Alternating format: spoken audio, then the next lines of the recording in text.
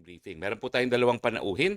Unang-una po si Food and Drug Administration Director General Dr. Eric Domingo at galing po sa Sahar Pharma Adil Dedi Biria. I hope I pronounce his name right. Now, ang final quarantine classification po natin ay ilalabas po natin sa Oktubre 29. Okay.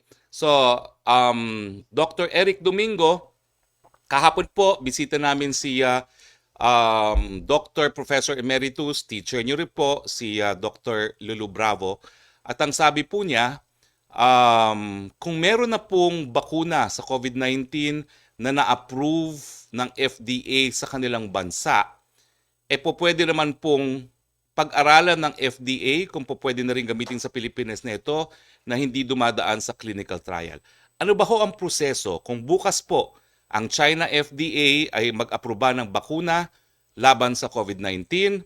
Gaanong katagal po pag-aaralan ng FDA itong bakunang ito para ma-authorize din ang paggamit sa Pilipinas? Dr. Domingo, the floor is yours. Ay, maraming salamat, Sir Kari. Magandang tanghali po. So yun po, nabibigyan natin kayo ng konting ideya kung ano yung pagdadaan ng proseso sa FDA. Ang isa pong bakuna na dinedevelop, dalawa po ang pwedeng proseso na pagdaanan sa FDA. Unang-una, maaari po silang gumawa ng clinical trial dito at magpa-approve po dito sa atin. Pangalawa naman po, pag ang produkto ay ready na for registration, then maaari din po nilang i-register yon dito sa Pilipinas. So ito po yung first slide natin, nakita na po ng karamihan sa atin ito. Ang clinical trial po ng isang bakuna ay napakarami pong steps niyan. And it usually takes 7 to 8 years. Pero ngayon po na nagmamadali ang buong mundo at nagtutulong-tulong lahat po ng siyentipiko, mukhang napapabilis po natin ito ng 1 taon. Sa ngayon po, meron mga halos 200 na candidate vaccines. But 8 of them, nandun na po sa bandang kanan, yung kulay green na clinical trial phase 3. Ang ibig pong sabihin nun, dumaan na siya sa clinical trial phase 1, kung saan sinubukan siya sa malulusog na mga pasyente, mga bata, walang sakit at hindi exposed sa coronavirus, at tinitingnan yung kanyang safety profile, kung meron po siyang side effects, at saka kung nag-i-induce po siya ng immune response. So pag pumasa po siya doon, usually po yun mga 100 patients, 20 to 100 patients. Pag pumasa siya doon, mag-clinical trial phase 2 naman po. Yung clinical trial phase 2 naman po, ang ibig po sabihin, mas maraming pasyente, mga a few hundred to a few thousand na people na maaari pong exposed din sila sa coronavirus. So tinitingnan po yung safety niya rin, ang kanyang side effects, at saka po yung kanyang immune response na nakukuha ng pasyente. At kung maganda po ang resulta nun, doon na po ang papasok yung clinical trial phase 3 na tinatawag nila. At kung mababalitaan po nyo, ang ginagawang mga phase 3 trials ngayon, anywhere from 20,000 to 30,000 patients. So maramihan po talaga ito. At mga pasyente po ito na nasa komunidad para makita kung effective ba ang bakuna na mag-prevent ng COVID sa kanila, kung mild lang ba ang side effects ito, at saka pati po yung mga unusual, at saka yung mga rare na mga adverse events, makikita lamang yan kung malakihan ang mga clinical trial phase 3. So next slide po. Sa next slide po, papakita natin. So ano po ba yung clinical trial? So ito nga po ay study na ginagamit sa tao. At dahil tao siya, napaka-stricto po natin yan. Dahil ito ay mga tao na walang sakit. Pero papayag po sila, natuturukan sila ng isang bakuna na ini-investigate pa lamang para makatulong sila sa pag-develop ng vaccine na ito na gagamitin ng buong mundo. So ang tinitingnan po natin dito una ay safety and efficacy. So kailangan po sigurado tayo na ang isang bakuna ay safe. Ibig sabihin, mas malaki ang kanyang benefit kaysa po sa risk sa isang tao. At effective siya. It should be able to induce an immune reaction and protect you from the COVID-19 infection. Now, bakit po natin siya na-regulate? Piniregulate po kasi natin ito ng FDA dahil kailangan full ang protection ng human rights ng isang tao. Walang pwedeng pilitin sumali sa clinical trial. Lahat po ito voluntary. Hindi rin naman po sila pwedeng ma-entice ng bayad na malaki. Dahil kawawa naman, pag mahirap ka, sasali ka dahil kikita ka. So kailangan po ito ay talagang hindi po siya pagkakakitaan. Pero at the same time, each and every patient who will join, kailangan po assured din tayo na kapag meron sa kanilang naramdaman, ay merong ospital na tatanggap sa kanila kung saan sila gagamutin at yung kumpanya ay gagastos sa kanilang pagkaka-ospital, and make sure po na walang masamang mangyayari sa kanila. No? At hindi po kahit sino ay pwedeng gumawa ng clinical trial. Who may do a clinical trial? Only a clinical research organization na meron pong license to operate sa FDA. So meron pong opisina yan. Kailangan po meron, makikita po natin ang kanilang mga miyembro, mga nakapag-aral po ng pag-research. Kailangan po kumpleto sila no, ng kanilang pong background, yung kanilang pong curriculum vitae, makikita natin, and trained sila on clinical research. So hindi po lahat doon ang pwede. Makikita po natin doon na babantayan po natin yan ng FDA at saka maaari po silang mag-apply sa atin. Next slide, please.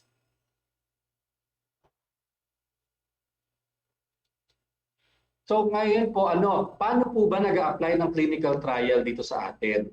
Ang common po natin na clinical trials ay FDA po talaga nag-a-apply. Pero dito po sa tinatawag natin COVID-19, dahil bagong-bago po ito, naggawa po ang gobyerno ng sub-technical working group under the IATF na namamahala po sa vaccine development.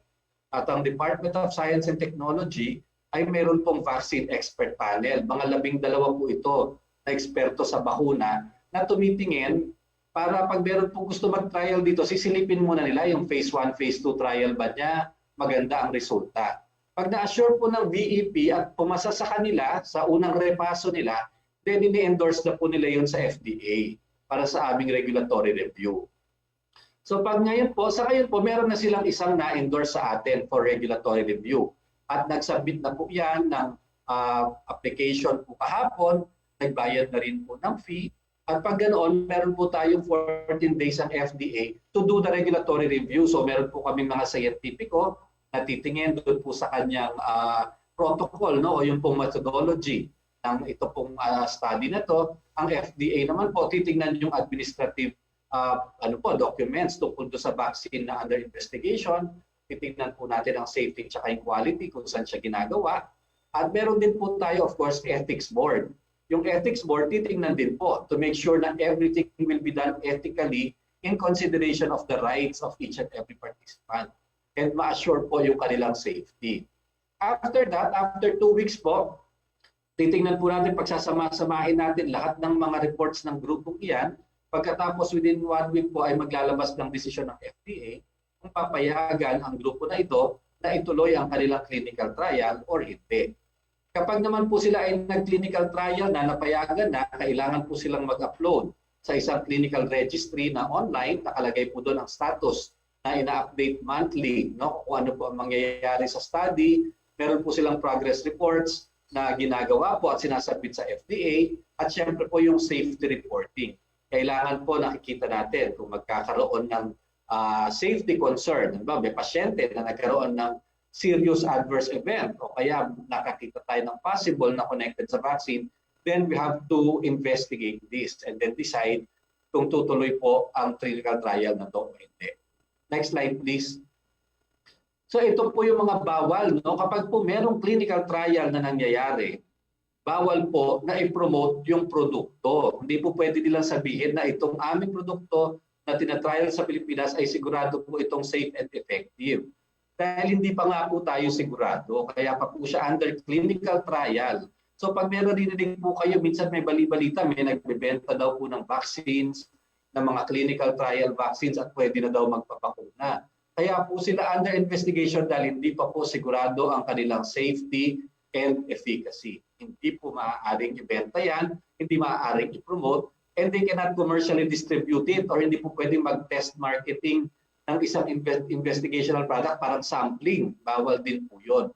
At kung ang kumpanya naman ay nakita na maganda ang resulta or pangit ang resulta ng kanilang clinical trial, kahit po dinistahin nila ito ng 6 na buwan, pero on 3 months pa lang, nakita na nila na maganda talaga itong produktong ito, hindi na po dapat nila pahabain pa. Ayusin na nila yung report at magparehistro na sila.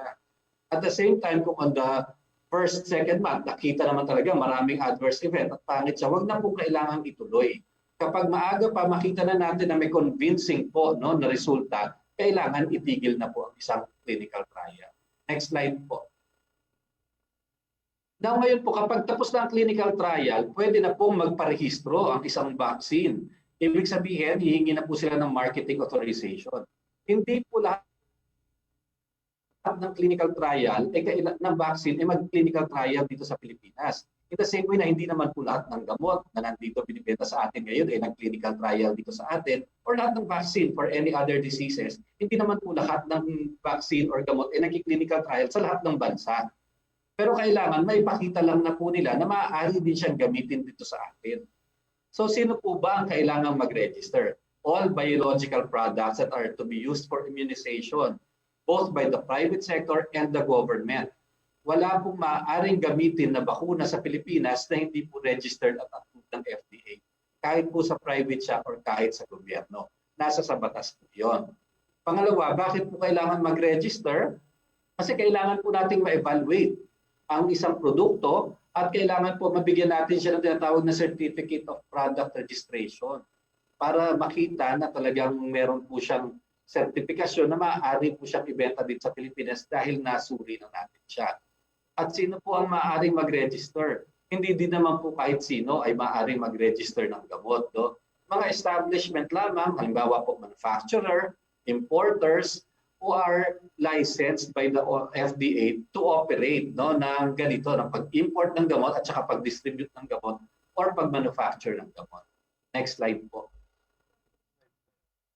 So ito po, ang sinasabit po nila, tayo po ay sumusunod sa ano, no? Meron po tayong ASEAN harmonization. So meron tayong sa buong ASEAN, mga member countries, isa lang po ang ano, no? Isa lang yung kanyang format. We have a common technical document requirements, standard set by ano, no? By the whole ASEAN. And then of course yung local FDA, meron din tayong standards. Ang WHO po ngayon ay regular din po kami nakikipag-meeting sa kanila kasi magsiset tayo nga ng standards kung ano ang acceptable vaccine. For example, level of effectiveness ba? 70% ba dapat ang level niya o 60% o 50%? Ito po ba dapat ay itong minor lamang ang adverse reactions katulad ng lagnat at pananakit? So ito po ay ginagawa po ngayon natin katulong ng WHO at gagamitin po nating panuntunan yan no, sa pag-check ng mga applicants natin. Ang evaluation po, usually mga 45 to 60 days po yan. Dahil titingnan po natin, kailangan maipakita nila na kung lalo na po kung hindi na clinical trial dito sa Pilipinas, na ito ay magagamit din sa mga kalahi natin. Halimbawa po, naggawa sila ng clinical trial sa isang bansa na may maraming Pilipino. Kailangan pakita nila sa atin yung data galing sa mga Pilipino doon at makita na it works on people who are like us or Asians very similar to us at walang adverse effects. Kailangan din po mapakita dahil hindi po dito sa atin ginawa yung bakuna, no? Maaring galing sa Estados Unidos, sa UK, sa China, kailangan maipakita rin po yung stability ng produkto na ginawa doon, tapos dinala po dito sa Pilipinas kung saan medyo mas mainit ang panahon, mas humid, at saka may transit po yun. So kailangan ma-prove din po yung stability ng produkto pagdating po dito sa ating environmental conditions. No? And then, after that processing, pag-decide din po ang FDA kung bibigyan siya ng CPR o letter of disapproval. So hindi po lahat ng nag-a-apply ay na-approve. Ganon din po ang clinical trial. Pwede po kayo ma-approve, pwedeng ma-disapprove. Ngayon ko po, kapag binigyan na natin siya ng Certificate of Product Registration, ibig sabihin magagamit na po ang bakuna, maibibenta na rito, or pwede na po gamitin sa public. Ang importante po ngayon yung ating adverse events following immunization na monitoring. Dahil ito po ay bagong-bagong bakuna, we will have to monitor together with the Department of Health, both the private sector and the public sector. Lahat po ng mababakunahan nito, kapag nagkaroon po ng adverse events, kailangan pong ma-report yan sa FDA, kailangan susuriin po natin, meron tayong national community dyan, at titingnan if the adverse event is due to the vaccine or not. Para po mabantayan natin at malaman natin kung kailangan tayong mag-pause, o kung kailangan nating bawiin, for example, ang CPR ng produktong ito at kailangan itigil talaga yung pagbabakuna. So there's going to be a lot more work no after po ng registration and actual implementation. Meron po tayo kailangan very, very strict monitoring for adverse events. Next slide po. So in a nutshell, yun po ang kailangan pagdaanan ng isang produkto. So tama Sec Harry, hindi naman po lahat kailangang maggawa ng clinical trial dito sa Pilipinas.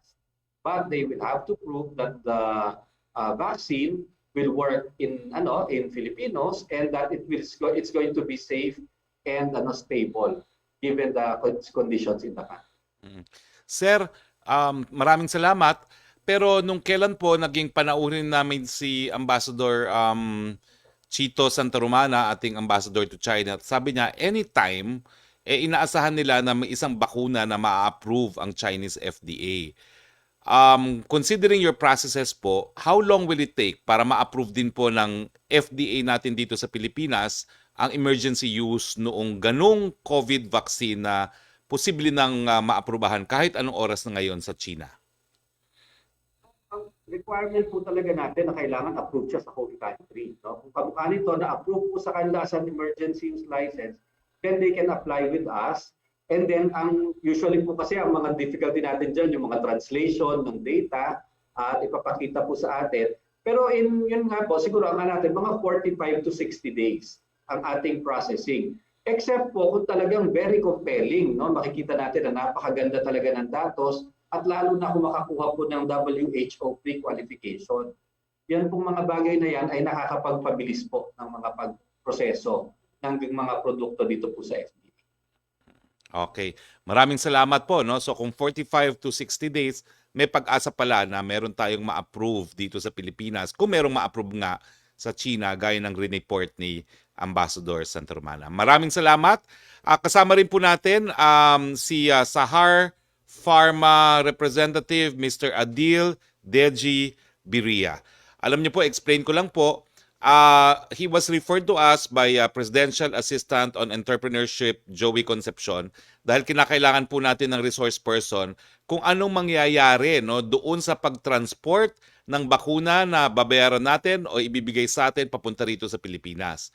Ang problema po nito kasi ang mga bakuna kinakailangan sub-zero temperature ang transportation.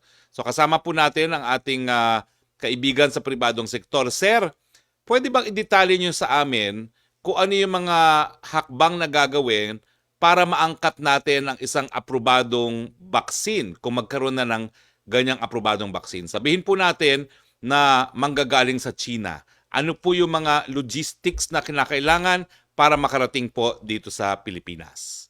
The floor is yours, sir. Hi, good afternoon, ladies and gentlemen. Thanks for having me here. So the challenges that we have right now are unprecedented because we've never had the need to be able to distribute a vaccine at this kind of a scale.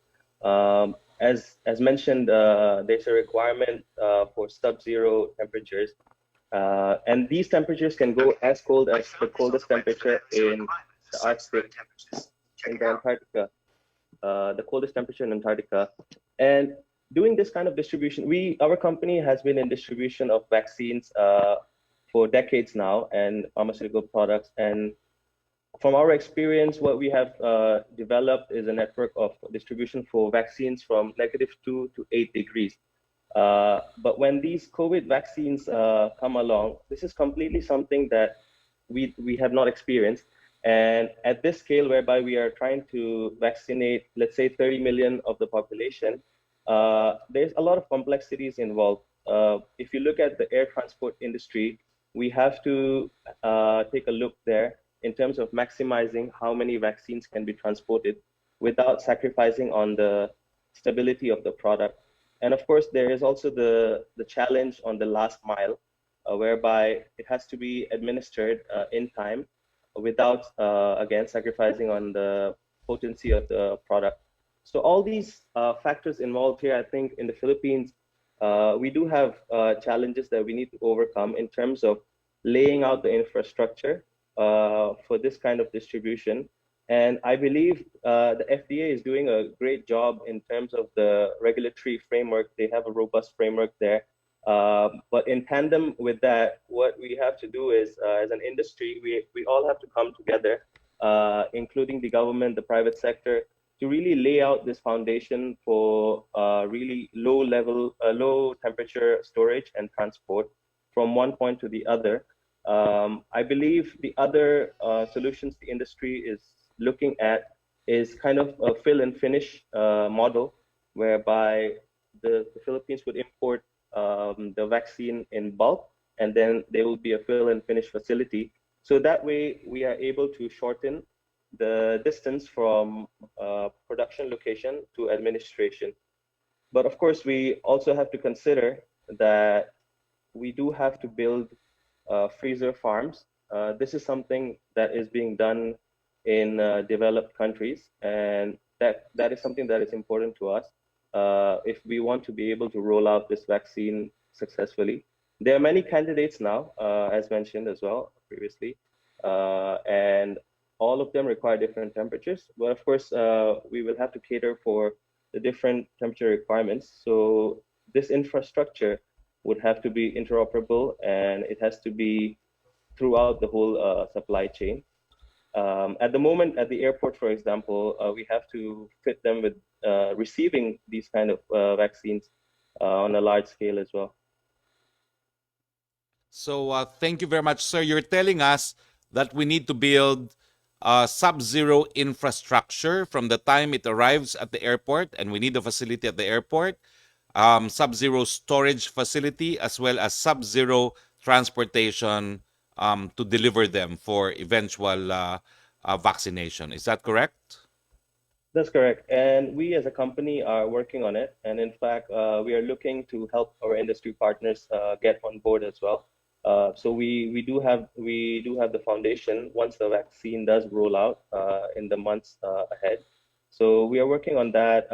At the moment, our company is also very heavily involved in saliva testing and threat-based testing. So we're trying to stay ahead of the curve. We're trying to meet the need of the pandemic to make sure we bring all the technological solutions on time.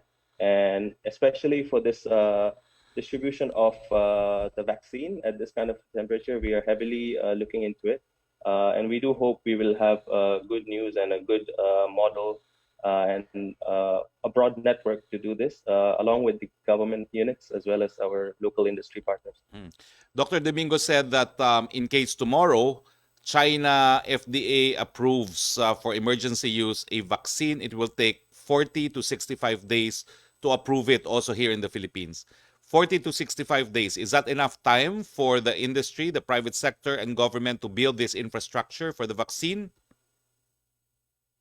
Yeah, so this, I think what would happen is it would be a progressive approach whereby we would be having certain existing capacity that we have that we can tap on. And then from there on out, we can prioritize firstly on the people that need it the most. And then we can grow the administration rate after that in terms of how many doses are being given. So it will be a step-by-step approach. But at the moment, I believe there isn't enough capacity to go full scale once the vaccine is approved. So we're looking at a timeline of the first quarter of next year for the industry to catch up and come together and build this full supply chain for cold storage and cold chain. Sir, we hope to invite you again, and perhaps in the next time, if we could ask you to do like a flow chart of sort so that the people will know the different steps now required in order to bring the vaccine to the people. Thank you very much. Please join us.